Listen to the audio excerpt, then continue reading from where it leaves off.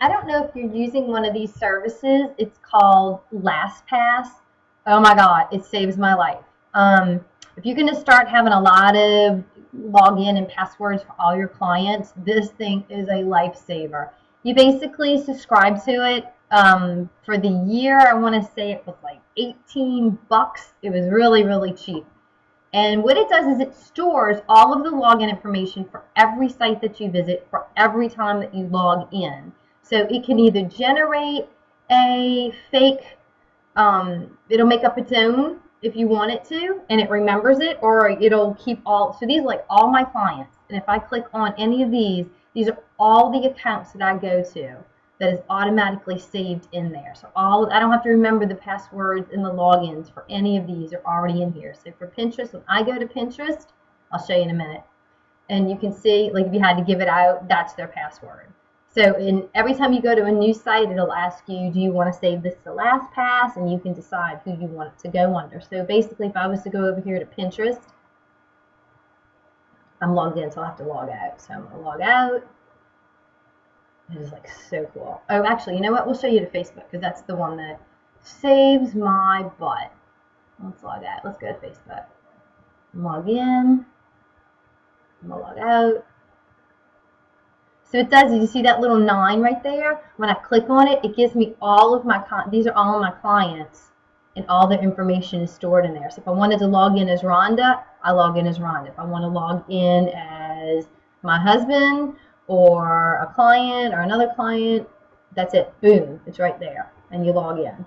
So it remembers them all, and it's great because if your computer ever crashes or anything, then you've got this backup. And a friend of mine gave me this advice to get this. Her husband works for Dell, and he's in like the geeky department where it's all about security, and he recommended this to her. So I feel pretty secure having all that information there. But it is a godsend having all this because if I had to remember login and password for all the people that I do in the course of the day, oh my God.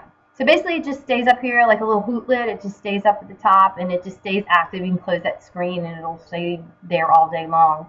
Oh my gosh, look at my husband. Oh, weird.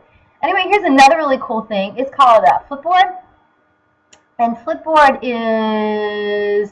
it's for people who have articles in the news and they need a place to organize what has been written about them. So like Genuine Tasting Room gets in the news a lot. So if I'm on Google and I happen to have I come across a story that has Genuine mentioned in it, like many of these do, I come up here and I hit this Flipboard and it sends it back to this collection. It's like a what do you call it? A portfolio of your written words, and it allows you to have a picture. So if I happen to be on Google and I type in Genuine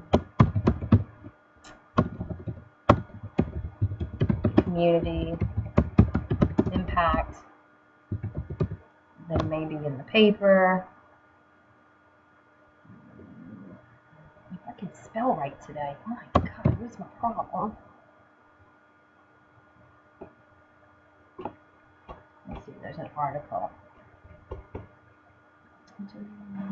Tasting room.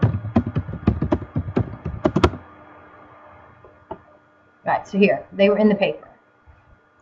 So this is an article. All I would do is come up here to my little Flipboard, and it would ask, which Flipboard do you want me to put it into? Well, I've already saved this one, so I would normally click right here, but I'm not going to do that because I've already done it. So, boom. So then when you come back to your Flipboard application, you'll see that it gets put in there. And it's basically, you can share this with people. So they're trying to sell their company, so they're trying to accumulate in one area all of their press and media. You can do videos. I'm kind of tricky with it, and I put stuff on their webpage and then make the webpage look like it was a news article in order to get more pictures and more stuff on there. And so when you send it out to potential buyers, they can just come click here and they can read about all the stories. And it looks, when you send it to somebody, it's really cool because it's on an iPad. It really just flips through. It's like like you're reading a magazine of each of these articles. I don't know if I have an example to show you what it looks like. Wow. And I guess it's open to the public, so people have been flipping through it. So, yeah, I don't know that it'll show me what it looks like, but it's really cool. So, I don't know which client you would have that, but anytime you were mentioned in the press. I mean, you could do it for yourself if you were mentioned in the press and you wanted to just keep a record of like every time you had a race that was mentioned or something like that, you could mention it, and it just keeps it all. It's like a portfolio. It's an online portfolio. Let me just see real quickly if it'll at least show me what it looks like. It's kind of cool. It's my geeky techno savvy thing there. Let's say. Now on a pad, it looks really even more awesome. It might take a while to load up. This has got a picture on it. I don't know where the picture is. I think it's just running slow. There we go. So you see, you just flip through, and it's going to have all the articles, videos, and just all the little tidbits on there. I'm logged in as me right now. That's why it's showing my logo. But yeah, it's kind of cool. It's an online like book, I guess you could say, and that's called Flipboard.